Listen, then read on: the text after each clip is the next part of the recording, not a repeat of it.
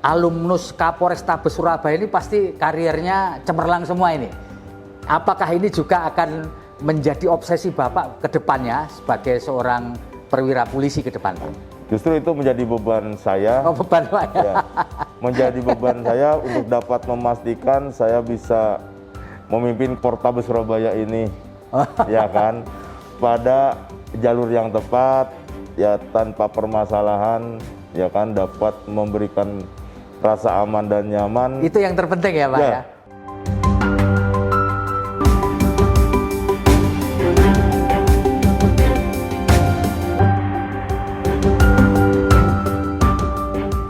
Assalamualaikum warahmatullahi wabarakatuh. Salam damai sejahtera buat kita semua. Om Swastiastu, Namo Buddhaya, dan salam kebajikan. Saya Febi Mahendra Putra, Direktur Pemberitaan Tribun Network.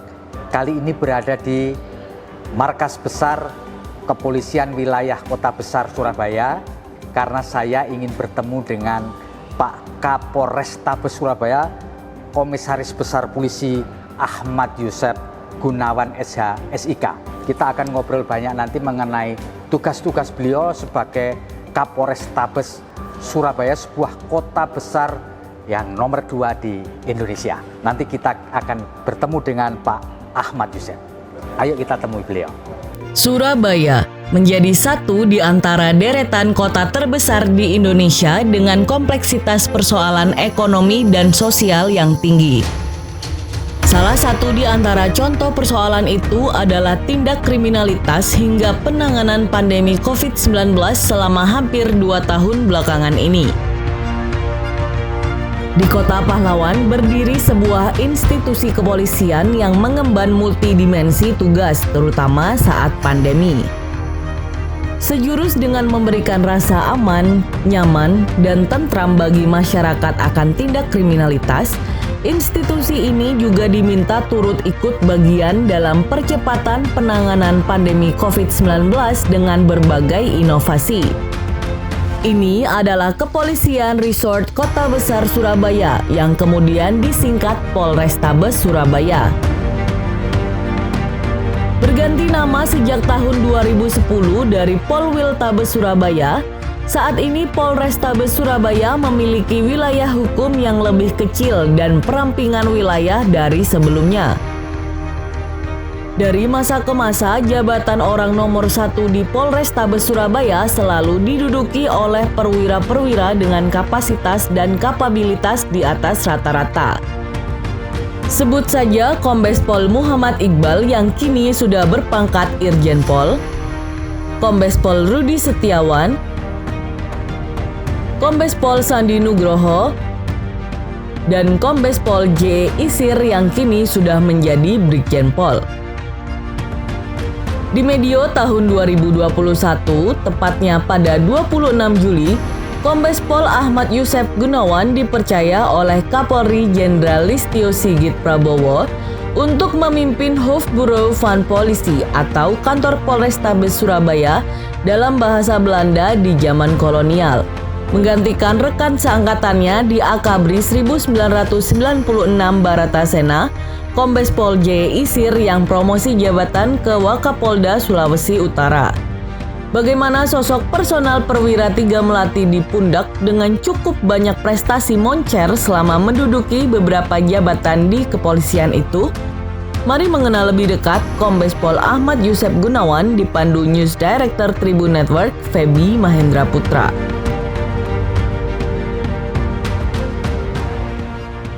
Assalamualaikum Pak Yusef. Waalaikumsalam. Terima kasih sudah menyempatkan waktu ngobrol dengan saya dalam kesempatan kali ini. Sama-sama. Hari ini sehat Pak? Alhamdulillah sehat. Sehat. Iya. Pak Yusef, Bapak sebagai Kapolrestabes Surabaya, ketika mendapatkan amanah sebagai Kapolrestabes, kebetulan kita lagi PPKM darurat di seluruh Jawa dan Bali. Dan Surabaya merupakan lokasi pada waktu itu yang betul-betul zonanya berada di zona yang paling tinggi. Apa yang Bapak rasakan pada waktu itu ketika ditunjuk sebagai Kapolrestabes Surabaya ini, Pak Yusef? Ya, alhamdulillah bahwa amanah yang diberikan kepada saya menjadi Kapolrestabes Surabaya pada saat itu merupakan hal yang sangat luar biasa. Ya. Artinya Polrestabes Kota Surabaya ini merupakan salah satu Polres tipe A dari kota besar lainnya ya, khususnya kota besar Bandung, Medan, Ya. kemudian Semarang, Ya. kemudian Makassar. Namun untuk yang tipe A dengan Nepelring 2B1 adalah Surabaya dengan Bandung. Bandung. Ya. Polres Kota Surabaya adalah tempat yang luar biasa di jajaran kepolisian. Ya kan? Pemimpin-pemimpin di pejabat sebelumnya adalah orang-orang yang hebat Ya. dan terpilih, Pak. Ya. Ketika saya mendapatkan amanah itu sudah pasti saya sangat bahagia, Ya. kan, atas kepercayaan. Namun juga merupakan tantangan berat yang luar biasa, Oke. ya kan. Saya menggantikan rekan saya juga, Letting 96, beliaunya juga pionir kita. Ya. Artinya beban itu semakin menjadi tantangan yang semakin bertambah. Ya. Tapi saya berusaha meyakinkan diri agar tidak mengecewakan organisasi maupun pimpinan yang memberikan kesempatan Ya. ini. Ya. Dan saya sampai di kota Surabaya, saya tahu kebetulan saya pernah di dinas di Jawa Timur, Di Polda ya Pak ya? di Polda Jatim Iya. ya. Memahami bahwa anggota Polres Kota Surabaya ini adalah orang-orang terpilih dan hebat juga. Dan kemudian baik itu Wakapolrestabes, para Kasat, Kapolsek dan anggotanya. Artinya saya berpikir apabila saya memimpin Polres Kota Surabaya tidak berhasil berarti jelas, Pak. Ya kan? Iya, Jelas iya. bahwa itu berarti kegagalan saya. Ya. Di tengah pandemi COVID-19 ketika itu sedang puncak-puncaknya, Iya, betul. menjadi tantangan yang paling utama. Ya. Paling utama, Pak. Paling utama, saya tanggal 26 Juli Ya. mendapat telegram untuk menjadi Kapolres Surabaya. Tanggal 9 Agustus saya diterimakan, dilantik oleh Bapak Kapolda Irjen Dr. Niko Afinta. Mungkin ini hanya sebuah tanggal dan hari, Ya. namun tidak salahnya kita menghadapi tantangan menjadi optimisme. Ya. Itu, Pak. Waktu itu saya dilantik tanggal 9, bulan 9, tahun 2021. Iya. Menjelang 1 Suro, Pak. Luar biasa. Ya, artinya tanggal baik ini juga merupakan petanda untuk Ya. semangat. Ya. Ya kan, Ya, memimpin, betul. artinya kan memimpin. Saya dikasih kesempatan untuk orientasi oleh Bapak Kapolda sebelum pelaksanaan pelantikan tanggal 9. Sejak tanggal 26 keluar PR, kesempatan itu saya gunakan untuk orientasi Ya. dan melihat situasi. Betul bahwa pandemi sedang tinggi-tingginya. Ya. Tadi saya sampaikan saya pernah di Jawa Timur, sehingga beberapa teman dan bahkan banyak teman juga menyambut baik, sudah pasti mendukung. Ya. Kita berkoordinasi baik dengan teman-teman main, bahkan ada beberapa teman media, bahkan anggota dan sebagainya, sehingga saya dapat menyimpulkan bahwa pandemi COVID sebagai tugas prioritas yang mempengaruhi daripada pelaksanaan tugas kepolisian saat ini, itu harus mempunyai langkah tepat dalam penanganannya. Pak Yusef, ketika masa pandemi itu, ini kan Surabaya alhamdulillah sekarang sudah mulai turun, Pak ya. Apa pengalaman Bapak yang tidak bisa Bapak lupakan ketika membantu pemerintah kota Surabaya untuk menurunkan penyebaran COVID-19? Ada pengalaman yang menarik, Pak Yusef? Itu tadi saya sampaikan, menjelang pelantikan kita sudah berbincang-bincang dengan teman semuanya, sehingga muncul saya selintas. Pada saat di depan Polrestabes Surabaya, saya melintaslah 1 unit mobil gerai vaksin. Iya. Iya kan? Dan saya tanya, ada dua unit di sini. Iya. Bagaimana fungsinya, saya pelajari, dan bagaimana produktivitasnya. Sementara gerai vaksin stasioner ada di Polrestabes Surabaya. Saya berpikir apabila mobil unit ini ditambah dan vaksinasi salah satu syarat Ya. untuk dapat menurunkan pandemi COVID, Ya. khususnya penularan untuk membuat daya tahan tangkal masyarakat terhadap pandemi, Ya. saya berpikir maka untuk penambahan unit mobil tersebut untuk mampu memberikan layanan vaksinasi. Ya. Maka 1 minggu setelah saya dilantik, saya pastikan jadi 22 unit mobil ini saya pandang cukup untuk penambahan daripada mobil vaksin gerai keliling. Ya. Dengan membawa dosis sebanyak 500 per mobil, 5 nakes Ya. dan relawan yang dapat melayani masyarakat untuk vaksinasi. Dengan sasaran adalah masyarakat-masyarakat yang berkualitas saya sebut. Kenapa saya bilang berkualitas? Karena masyarakat satu, yang hadir di gerai stasioner itu udah pasti. Satu, yang mendapat informasi. Ya, betul. Yang mempunyai kemampuan ekonomi. Ya. Yang juga mempunyai digitalisasi. Ya. Dan mempunyai akses. Bagaimana yang bukan 4 indikator ini? Ya. Masyarakat yang tidak tahu informasi. Yang tidak memiliki ekonomi untuk pergeseran. Ya. Yang tidak punya digital, bahkan tidak bisa meninggalkan pekerjaannya, ya kan, untuk mengayuh ekonomi kebutuhannya bila dibandingkan untuk bervaksinasi. Ya.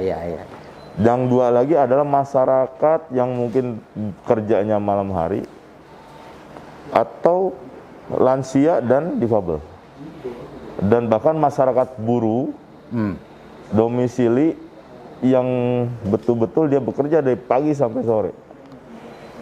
Inilah sasaran daripada mobil gerai vaksin keliling. Ya kan? Ya. Konsepnya jemput bola. Ya. Kualitas yang lebih penting lagi adalah kita bisa door to door bagi yang difabel ataupun lansia. Ya. Target 500 dosis vaksin ini sasarannya mendasari daripada kampung tangguh ataupun RT, RW yang dapat mengkoordinir. Kebetulan di kota Surabaya ini kita punya data di lawan COVID, aplikasi lawan COVID yang dibuat oleh Pak Wali Kota. Ya. Sampai saya selesai dilantik, niatan saya disampaikan ke Pak Wali Kota. Karena saya hanya bisa menyediakan kendaraan, kemudian operator, Ya. dan Babin Kamtibmas yang mendamping operator, namun kita butuh para nakes dan relawan. Nah, inilah yang di backup oleh Pak Wali Kota. Ya. Sehingga cost saya rendah. Ya. Kendaraan ini jujur adalah rental mobil. Ya. Artinya kita butuh biaya. Saya bilang kepada Wakapolres Tabes Surabaya, AKBP Hartoyo. Beliau menyampaikan bahwa cost ini tinggi. Ya. Kita bisa membuat gerai stasioner beberapa titik dengan kapasitas kemampuan per 5.000 atau 3.000. Kalau ketemu 9.000 per hari. Saya sampaikan kepada Pak Wakapolres Tabes, debat. Ya. Karena bicara cost. Rental mobil berapa, cutting berapa, operasional berapa. Akhirnya saya sampaikan, untuk vaksinasi kita, target 3 bulan ke depan, secara prioritas pencapaian untuk dosis 1, baik itu 80% atau ke 100%. Begitu juga dosis 2. Kita harus selesaikan 3 bulan ke depan, sesuai dengan rencana Wali Kota. Ya. Kenapa kita selesaikan 1 bulan ini? Namun kita berkorban membuat mobil-mobil gerai ini sehingga memastikan bahwa masyarakat bisa terlayani dan dijemput bola. Ya. Gitu loh. Toh tetap kita akan mengeluarkan kos yang sama. Sama ya, Pak. Sama. Cuma kita akan diuntungkan waktu lebih cepat. Oke. Hal-hal lain kita bisa siasati dan ternyata berkah Tuhan. Pembangunan mobil gerai vaksin sebanyak 22 unit ini ternyata telah mendapat ridho yang di atas. Oh gitu, Pak ya. Bahkan mendapat dukungan gotong royong dari masyarakat. Mereka gotong royong untuk bantu. Gotong artinya partisipasi masyarakat saya nilai sebuah ikhtiar gotong royong. Di antaranya dari MS Glow membantu untuk kos daripada sebagian untuk unit ini. Untuk rental ini Pak Rental. ya? Oke. Selain bantuan juga dari asosiasi rental itu untuk mendapat presentasi. Oke. Bahkan walaupun untuk yang lainnya juga sama, telah memunculkan partisipasi masyarakat. Pemerintah kota nggak ikut nyumbang Sudah untuk pasti. rental? Oh pasti ya? Dalam artian beliau membantu tenaga kesehatan. Ya. Tenaga kesehatan kan harus butuh dukungan, Pak. Ya. Baik insentif maupun makan siang dan Betul, sebagainya. Walaupun untuk kendaraan, operator kita yang tanggulangi. Ya. Baik itu operator sebagai driver maupun bahan bakar dan makan. Pak Yusef, untuk program vaksinasi ini di wilayah Surabaya ini yang paling sulit di daerah mana Pak? Maksudnya paling sulit itu tidak kooperatif ketika program vaksinasi ini dilakukan. Pasti kan ada daerah yang kooperatif, ada yang tidak begitu kooperatif. Di mana Pak? Kalau boleh bisa disampaikan. Alhamdulillah tidak saya tutupi, untuk kota Surabaya cenderung kooperatif dan antusias. Begitu ya. Karena kenapa? Bahwa untuk 22 mobil gerai vaksin ini dengan kemampuan 11.000 sampai dengan 22.000 Ya. per hari pada saat itu, ditambah dengan gerai stasioner yang dibuat oleh Pak Wali Kota di puskesmas-puskesmas, serta gerai stasioner besar, itu capaian hampir 51.000 per hari. Jadi kalau kita boleh angkakan Pak, sampai detik ini warga kota Surabaya yang sudah divaksin untuk tahap kedua berapa persen dari jumlah penduduk Pak? Untuk dari jumlah sasaran vaksinasi, Ya. total sekarang diangkat 71%. 71%. Dosis 2. Ya, dosis 2 ya Pak ya? Dosis 2. Ya. Dosis 1, 109%. Berarti sudah mencapai titik herd immunity ini? Betul, namun kita dipengaruhi oleh domisili. Oh gitu. Domisili. Ya. Namun Pemkot Surabaya, Pak Wali Kota khususnya telah di jalur yang benar, dengan strategi yang tepat. Nampak daripada angka presentasi pencapaian daripada lansia, Kota Surabaya di angka 91,90%. Oh, iya. Artinya perintah daripada pusat telah disanakan sesuai tahapan. Ya. 100% untuk para anak sekolah, Ya. semua sudah dilaksanakan, Ya. sekolahnya. Ya. Namun untuk presentasi jumlah vaksinasi, ini yang sedang kita akan laksanakan dalam konteks gerai besar. Pak, kalau dilihat per wilayah ya, utara, selatan, barat, tengah gitu ya. Di antara ini yang paling kecil prosentase vaksinasinya di wilayah mana Pak? Untuk wilayah vaksinasi yang paling kecil kita ada di arah kecamatan ya, bukan wilayahnya. Oh, kecamatan ya Pak? Ya, kecamatannya untuk barat pun tidak semuanya di bawah 70. Yang di bawah 70 hanya satu kecamatan. Mana itu Pak? Dan itu juga beberapa kelurahannya, bukan semuanya. Oh iya. Ya, untuk wilayah Bubutan. Oh, Bubutan. Ya. Di Bubutan itu ada beberapa kelurahan yang proses vaksinasi dosis 1, 2 khususnya di bawah 70. Ya. Ini loh. Ya. Khusus wilayah hukum Kota Surabaya. Ya, betul. Berbeda dengan Perak. Ya. Kami dari 130 kelurahan, Ya. itu ada 18 kelurahan yang masih zona kuning. Sisanya hijau. Ya. Hijau. Jadi kami saat ini untuk pelaksanaan vaksinasi betul-betul berkolaborasi baik dengan Pemkot dan TNI, Ya. juga para relawan Ya. yang antusias, Ya. didukung masyarakat Ya. Surabaya untuk memastikan Surabaya ini kembali pulih. Boleh ya. Ya. Kembali pulih terbukti daripada dukungan masyarakat bergotong royong terukur dari hasil asesmen daripada Kemenkes, yaitu zona kuning level 1. Ya. Ini adalah keberhasilan masyarakat Surabaya. Ya. Gitu, Pak. Pak Yusef, ini Polri ini kan berada di garda terdepan di dalam memutus mata rantai, termasuk di dalam membantu pemerintah untuk vaksinasi. Selama proses ini sehingga sampai anjlok tingkat levelnya, kan bagus nih Pak. Iya. Mengganggu waktu tidur Bapak nggak selama proses ini? Kita punya jargon 2407 yang sudah menjadi amanah Apa itu pimpinan Pak? sebelumnya. 2407. Jadi 24 jam selama 7 hari kita tidak berhenti bekerja. Artinya ini udah konsekuensi anggota Polrestabes Surabaya dengan filosofi bahwa prestasi adalah biasa, keamanan masyarakat adalah kebanggaan. Tapi Pak Yosef sepanjang jadi Kapolres Tabes dan menangani COVID-19 sih, berat badan turun nggak Pak? Berat badan Atau malah naik? stabil aja, Pak. Stabil.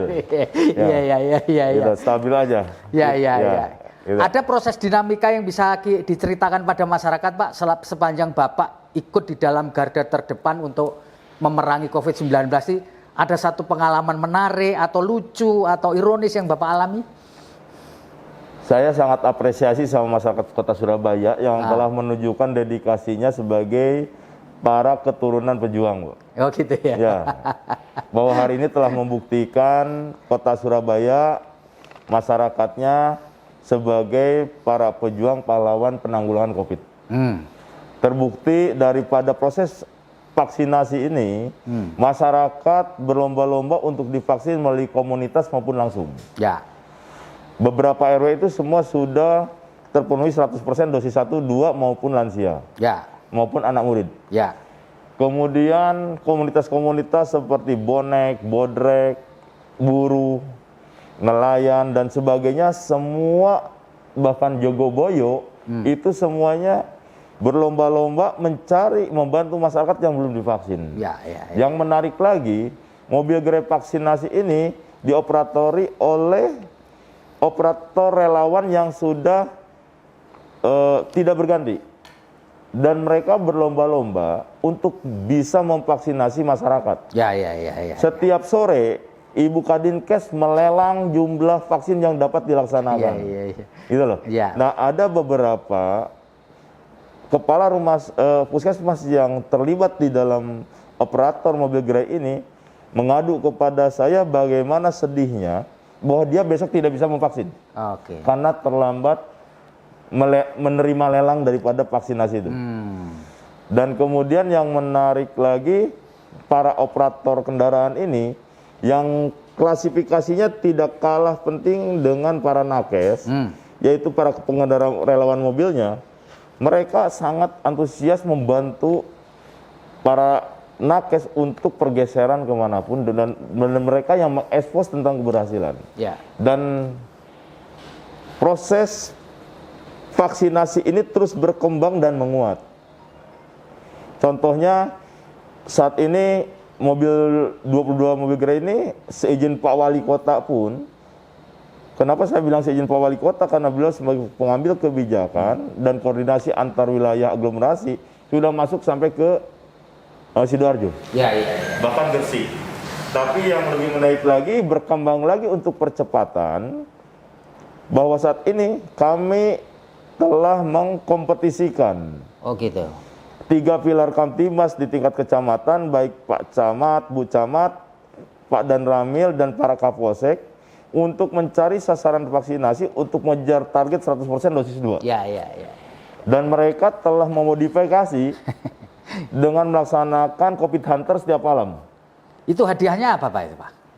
Satu sudah pasti apresiasi dalam bentuk administrasi, ya kan. Kemudian untuk hiburannya akan kita pikirkan, Pak. Ya, jadi itu menarik. Luar biasa, Pak Yosef. Bapak pernah mendengar analisis nggak bahwa kita tidak boleh lengah meskipun ini udah turun ya, karena ada the third wave, ada gelombang ketiga. Pernah mendengar nggak Pak? Ya. Apa kira-kira yang pesan Bapak atau antisipasi polisi sebagai garda terdepan? Memang bukan tugas polisi saja, supaya kita tidak lagi kena second wave seperti yang lalu di third wave ini, Pak. Baik. Saya menggarisbawahi penekanan Bapak Presiden untuk menekan angka kematian, Ya. dan Bapak Kapolri tentang strategi penanganan COVID yang tepat.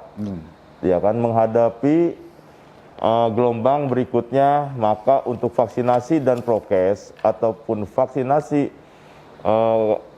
masyarakat untuk daya tangkal dan ketahanan tubuh masyarakat serta prokes itu adalah ikhtiar yang paling utama. Oh gitu. Ya kan, dengan divaksin dan menggunakan masker minimal adalah ikhtiar yang utama. Ya. 90% insya Allah kesehatan kondisi masyarakat Kota Surabaya khususnya akan terjaga dari pandemi. Ya.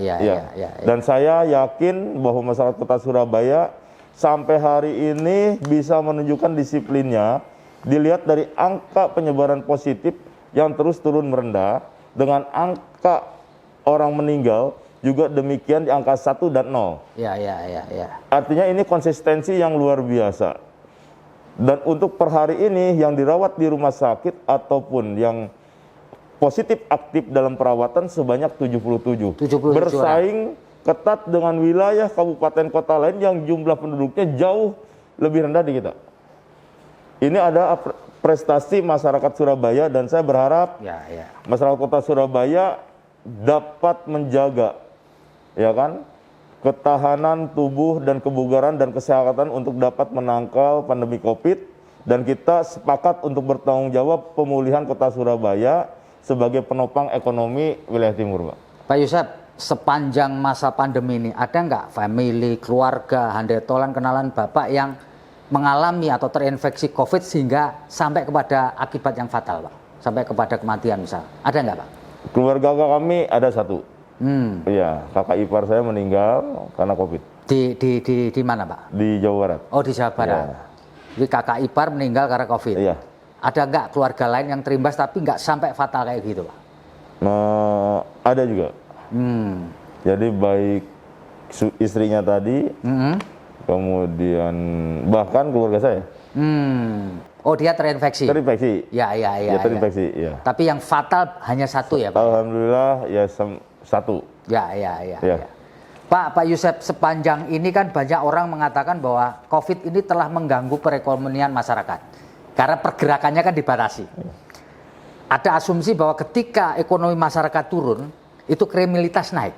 Apakah di kota Surabaya asumsi itu benar, Pak? Untuk situasi Kamtibas, khususnya kriminalitas, itu dibanding dengan kondisi tidak COVID, terjadi penurunan, Pak. Oh, justru turun ya, Pak? Turun. Terjadi penurunan daripada angka kejadian, baik itu curanmor khususnya, curat-curas, maupun peristiwa lainnya. Oh, gitu. Ya, artinya justru saat ini menghadapi kelonggaran yang diberikan, PPKM ini sudah nampak di layar kita depan juga bahwa kendaraan mulai meningkat jumlahnya, volumenya. Ini yang sedang akan kita kawal dan menjadi kebiasaan perilaku budaya baru. Maka anggota kita setiap saat melakukan operasi justisi maupun himbauan kepada masyarakat Surabaya di setiap ruang-ruang layanan. Ya, baik melalui pengecekan aplikasi Peduli Lindungi maupun di 33 pasar wilayah kota Surabaya. Ini dari mulai pukul 8 pagi sampai dengan malam hari kita melakukan operasi justisi dan penyekatan jalan. Sesuai pembatasan yang diberikan. Gitu loh. Dan alhamdulillah masyarakat kota Surabaya sampai hari ini cukup taat. Dan kemudian Bapak Wali Kota juga memberikan kebijakan-kebijakan secara strategis dan tepat terhadap para PKL bisa buka sampai jam 12 malam. Iya. Itu biar ekonominya mulai muter lagi ya, Pak ya? Harus, benar. Ya, Pak Yusef, Bapak ini sebagai polisi dikenal sebagai sosok yang inovatif. Konon begitu, Pak, menurut beritanya. Termasuk inovasi Bapak itu terkait dengan e-tilang waktu bertugas di Polres lain gitu. Kira-kira ada nggak inovasi yang akan Bapak terapkan di tugas Bapak sebagai Kapolrestabes Surabaya ini, Pak? Atau Bapak bisa cerita juga lah, gimana ceritanya Bapak dulu punya ide untuk melakukan e-tilang yang mudah diikuti oleh banyak tempat-tempat yang lain di wilayah Republik ini, Pak? Sebetulnya e-tilang itu adalah salah satu konten ataupun kebijakan Bapak Presiden Jokowi pada saat masa periode pertama. Tertulis bahwa penegakan hukum yang berbasis digital seperti e-tilang harus dapat dilaksanakan di Indonesia ini. E-tilang adalah salah satu solusi percepatan birokrasi dan menghindari pungli. Dan kita melibatkan anggota dan teman-teman membahas tentang e-tilang ini, dan ternyata bahwa anggota Polri ini banyak punya kemampuan. Saya sifatnya mengakomodir. Begitu juga mobil gerai juga sama. Itu ada karya anggota Polrestabes Surabaya yang saya kuatkan. Begitu juga berkembang menjadi mobil masker, dan mungkin ke depan kami berkolaborasi dengan Pemkot khususnya maupun Dinas Industri dan Koperasi untuk membuat kawasan UMKM dengan rentang panjang dan di banyak titik. Oh gitu. Iya, untuk uji coba. Namun ini kita akan coba asesmennya seperti apa, dan ini kembali kepada komitmen masyarakat Surabaya. Ya. Kita hanya bisa memberikan ruang dan mengawal proses pelaksanaannya. Bila masyarakat Surabaya berkomitmen untuk kembali memulihkan sosial dan perekonomian, saya yakin ini akan ditaati bersama. Ya. Itu ya Pak ya. Ya. Pak, sebagai polisi perwira menengah Pak, mulai Bapak karier Bapak yang pertama sekarang sampai menjadi perwira menengah Polri ini, pengalaman yang tidak bisa Bapak Anda lupakan apa Pak? Sepanjang jadi polisi ini Pak? Polisi ini adalah profesi yang sangat mulia. Ya. Yang sangat mulia. Jadi kalau bilang pengalaman saya menjadi polisi yang sangat Bapak tidak bisa lupakan. Misalkan saat bertugas di mana, lalu Bapak mengalami satu kejadian tertentu, atau misalkan ketika Bapak meriksa artis yang kemudian terlibat dalam pornografi, mungkin jadi pengalaman Bapak yang luar biasa. Mungkin saja itu, atau itu Pak barangkali. Enggak juga ya? Salah satu emang kebanggaan saya selama bertugas adalah membuat pada saat pengungkapan prostitusi online. Oke, di mana Pak? Di Jawa Timur? Ya, sebagai Diskrim Polda Jatim, kenapa itu menjadi jurisprudensi penanganan proses pelanggaran asusila melalui digital. Oke. Apabila mendasari daripada hukum pidana atau KUHP, kita hanya bisa menjerat daripada mucikarinya, namun di dalam proses pengungkapan penanganan tindak pidana prostitusi online itu kita dapat menjerat dua-duanya ya Pak ya? Siap. Karena bukan hanya mucikarinya juga pelakunya gitu ya Pak ya? Karena dalam Undang-Undang Cyber itu sendiri bahwa perilaku perbuatan itu adalah pelanggaran asusila. Gitu ya? Baik perkataan, baik transaksi maupun perbuatan. Jadi yang kita ungkap adalah jaringan prostitusi online. Iya. Artinya jadi proses transaksinya, ya kan? Proses perbuatannya itu yang kita ungkap. Itu yang membanggakan karena jadi jurisprudensi ya Pak ya. Iya. Pak, ngomong-ngomong, kok Bapak sampai tahu sih ada prostitusi gitu, gimana sih Pak? Ngomong-ngomong nih, barangkali bisa sedikit diceritakan bagaimana polisi dan Bapak waktu itu, anggota Bapak tahu, itu kan sangat private ya Pak ya. Gimana itu Pak ceritanya Pak? Bahwa kita di kepolisian berkembang mengikuti perkembangan modus operandi kejahatan khususnya di era digital. Ya. Kita punya perangkat banyak untuk melakukan cyber threat terhadap media sosial. Oh gitu ya. Ya, maupun digitalisasi. Nah, dari data-data tersebutlah muncul kebiasaan-kebiasaan menyimpang yang perlu kita pendalaman. Jadi itu juga sama karya anggota-anggota penyidik di cyber yang bisa memberikan puding kepada pimpinan dan kita ambil keputusan untuk kita konstruksikan proses hukumnya.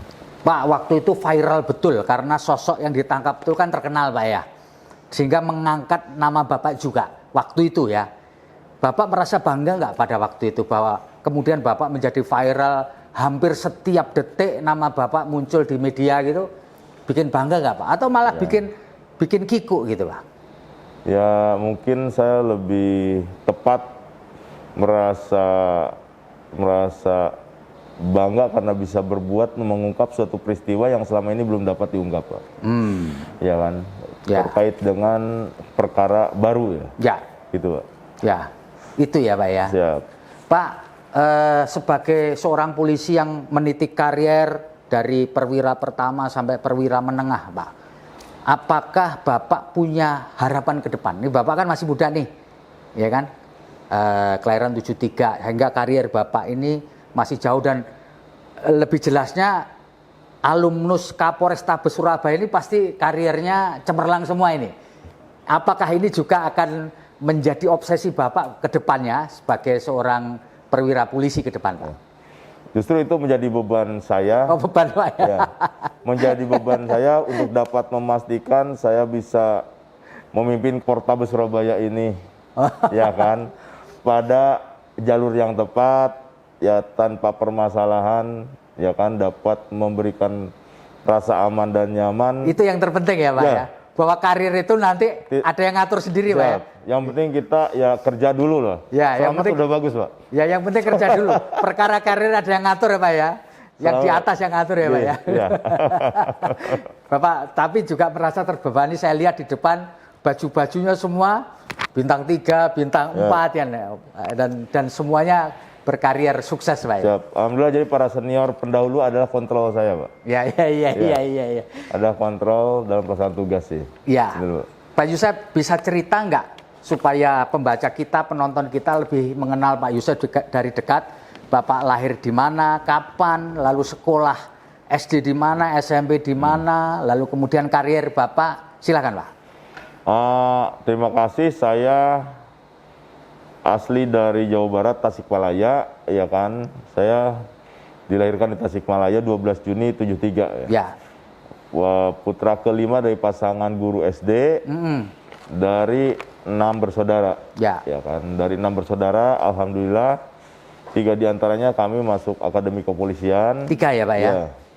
Dan saya punya istri, dan saya SD di Tasik, SMP di Tasik, SMA di Tasik. Ya. Istri saya orang Tasik. Ya kan, Gita Garneta, punya anak 3.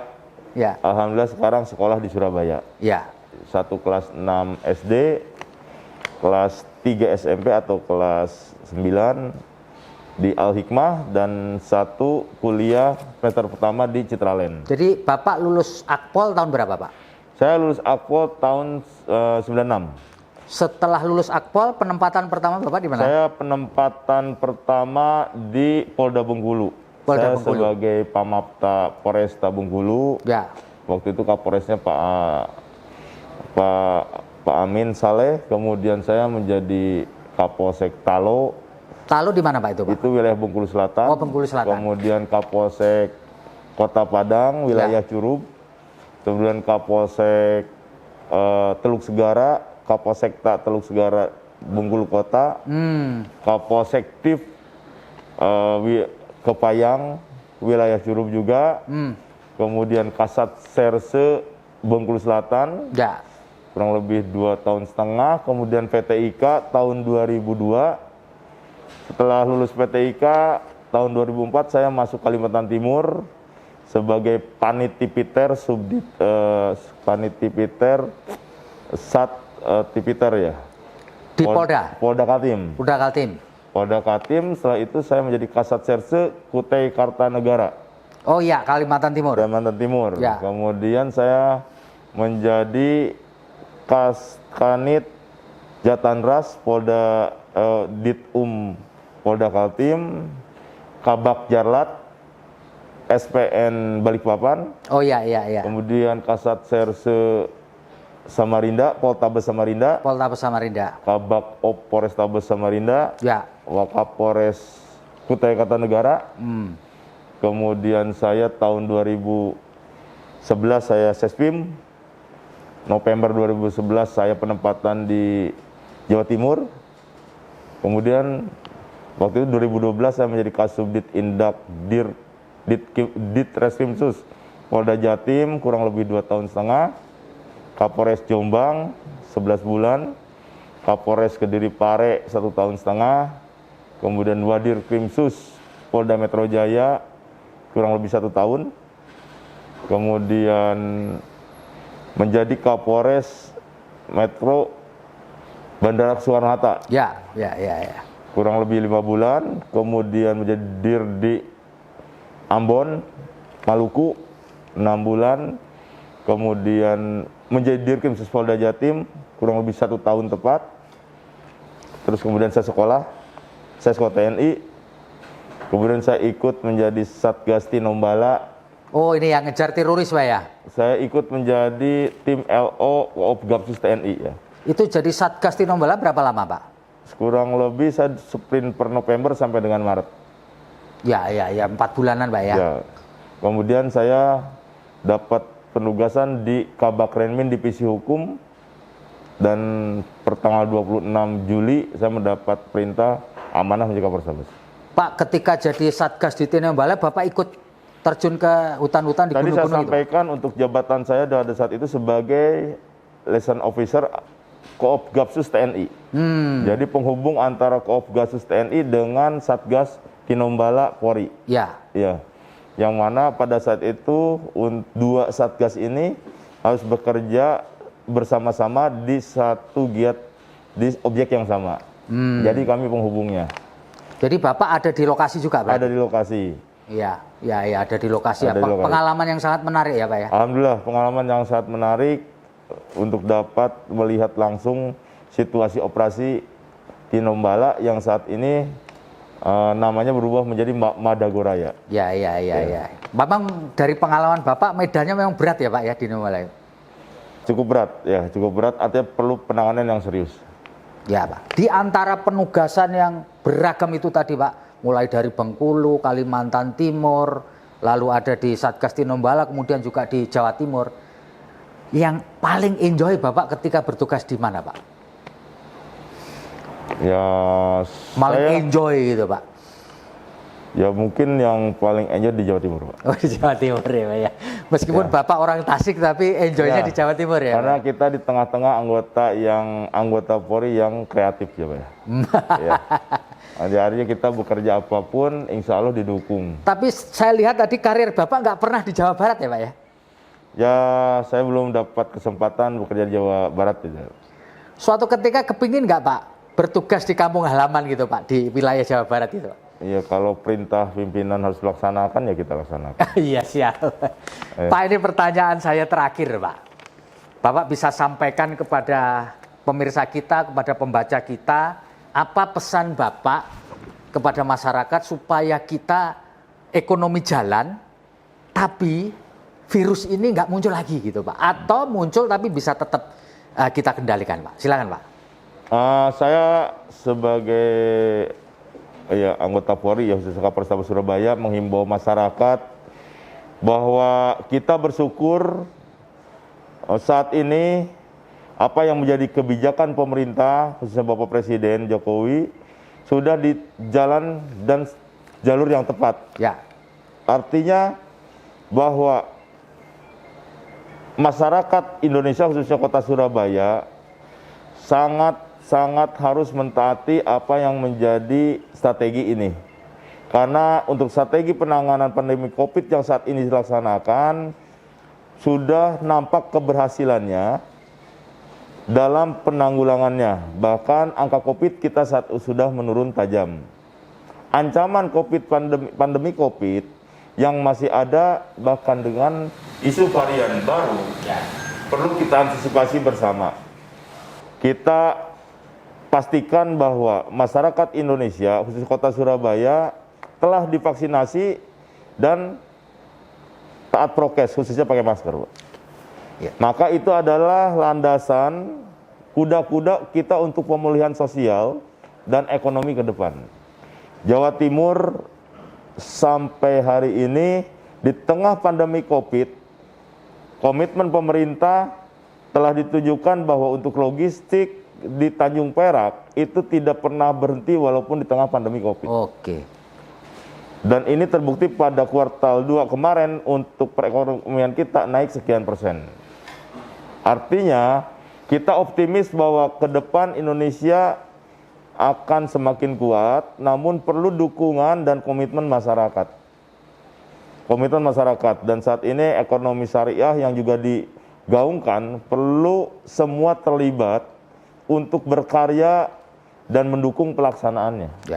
Ya. Kita harus cinta produk dalam negeri sehingga dapat membantu perekonomian lebih cepat. Gitu ya, Pak ya. Ya. Baik, Tribuners, kita sudah ngobrol panjang dengan Pak Kapolrestabes Surabaya, Komisaris Besar Polisi Ahmad Yusef Gunawan, Sarjana Hukum SIK. Kami sampaikan terima kasih, penjelasannya sangat gamblang. Dan kita berharap masyarakat Surabaya tetap mentaati protokol kesehatan dan kita semua bisa hidup sehat, ekonomi jalan.